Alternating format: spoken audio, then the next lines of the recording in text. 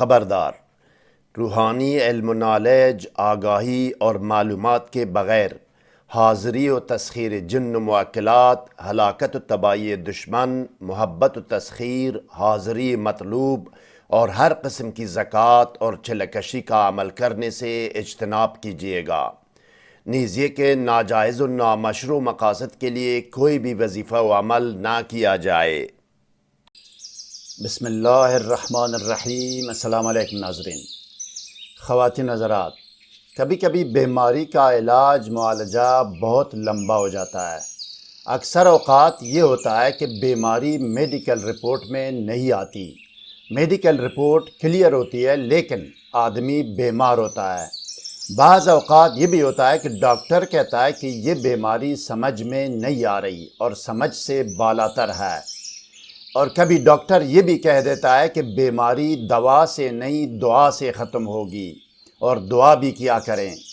اکثر بیشتر یہ بھی ہوتا ہے کہ بیماری کوئی اور ہوتی ہے لیکن لوگ ڈپریشن و نفسیاتی امراض کی میڈیسن استعمال کرتے ہیں۔ جو بیماری جسمانی نہ ہو، سحر و جادو، نظر بد یا جنات کے اثرات کی وجہ سے ہو، ڈاکٹر حضرات اس بیماری کی تشخیص نہیں کر سکتے اور نہ یہ بیماریاں میڈیکل رپورٹ میں آتی ہے۔ اب یہ کیسے معلوم کیا جائے کہ یہ بیماری جنات کی وجہ سے ہے یا سحر و جادو کی وجہ سے ہے یا نظر بد کی وجہ سے ہے یا یہ کہ یہ جسمانی بیماری ہے؟ اس مقصد کے لیے سورہ ہمزہ کا آسان ترین عمل پیش کر رہا ہوں، جو قاہرہ مصر کے ایک عالمی شہرت یافتہ ماہر روحانیات کی کتاب سے ترجمہ کیا گیا ہے، جو بیروت لبنان سے شائع ہوئی ہے۔ آپ اسکرین پر دیکھیں ناظرین، کتاب کا وہ صفحہ آپ کے سامنے ہے جس پر بیماریوں کی تشخیص کا وظیفہ و عمل درج ہے، جس کو میں نے عربی سے ترجمہ کیا ہے۔ مصری عالم کی یہ کتاب بیروت لبنان سے عربی زبان میں شائع ہوئی ہے۔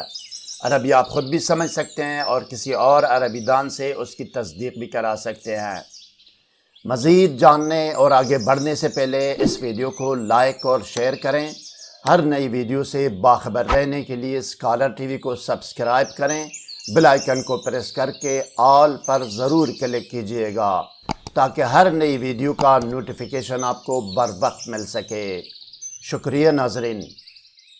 بغیر ثبوت و دستاویز کے اور بغیر حوالہ جات کے ہوائی اور خود ساختہ وظائف و اعمال تو یوٹیوب میں بکثرت ملیں گے، لیکن اس طرح کے ثبوت و دستاویز اور حوالہ جات کے ساتھ کوئی وظیفہ و عمل آپ کو نہیں ملے گا۔ کسی میں یہ جرت بھی نہیں ہے کہ وہ یہ بتائے کہ وہ وظیفہ و عمل کہاں سے دے رہا ہے اور اس کا حوالہ کیا ہے۔ چونکہ بنی آدم مجبور و بے بس ہوتا ہے، وہ نہ اپنی مرضی سے جی سکتا ہے اور نہ اپنی مرضی سے مر سکتا ہے، اس لیے صحیح، درست اور آزمودہ روحانی وظائف و اعمال کے لیے ساری دنیا ترستی رہتی ہے، کیونکہ جہاں انسانی تدبیر کام چھوڑ دیتی ہے وہاں سے الہی تقدیر کا کام شروع ہو جاتا ہے۔ اب آئیے ناظرین دیکھتے ہیں اور سنتے ہیں کہ سورہ ہمزہ سے سحری و آسیبی، نظر بد اور جسمانی بیماریوں کی تشخیص کا عمل اور طریقہ عمل کیا ہے۔ آئیے۔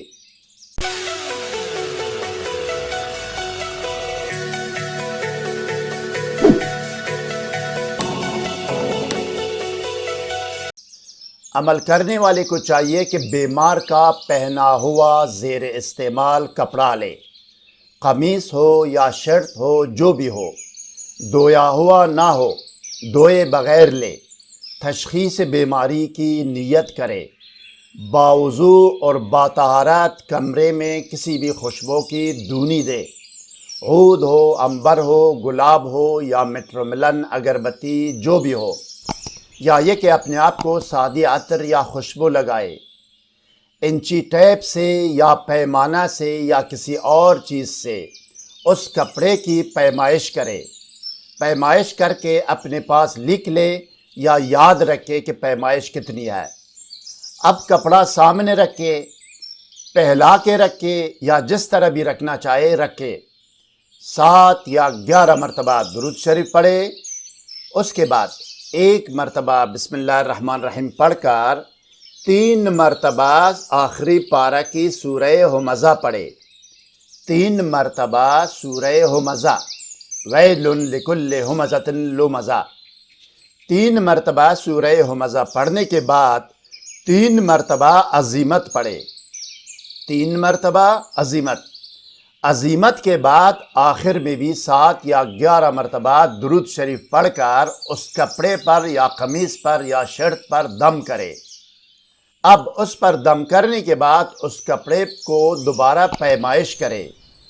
پیمائش کرنے کے نتیجے میں 2-3 نتائج سامنے آئیں گے، 3 حالات سے خالی نہ ہوگا۔ دوبارہ پیمائش کے بعد اگر کپڑا چھوٹا ہو گیا ہو تو یہ بیماری جنوا سے یا سایہ سے ہے۔ دوبارہ پیمائش کے بعد اگر کپڑا یا قمیص یا شرٹ بڑا ہو گیا ہو تو یہ بیماری سحر جادو یا نظر بد سے ہے۔ اور اگر کپڑے کی پیمائش بدستور ایک ہی حالت میں رہی، کپڑا نہ چھوٹا ہوا ہو اور نہ بڑا ہوا ہو تو وہ جسمانی بیماری ہے۔ لیکن یہ یاد رکھیں ناظرین کہ سحری اور جادوئی بیماری کی صورت میں مریض کو یا مریض کے لواحقین کو ہرگز یہ نہ بتائے کہ اس پر سحر جادو یا جنات کا اثر ہے، اس کی اجازت نہیں ہے۔ اب 3 مرتبہ پڑھنے کے لیے جو عزیمت ہے وہ عزیمت آپ کے سامنے ہے، میں پڑھ کر سناتا ہوں۔ عزیمت کو بغیر بسم اللہ الرحمن الرحیم کے آپ نے پڑھنی ہے 3 مرتبہ، اس میں بسم اللہ الرحمن الرحیم نہیں پڑھتے۔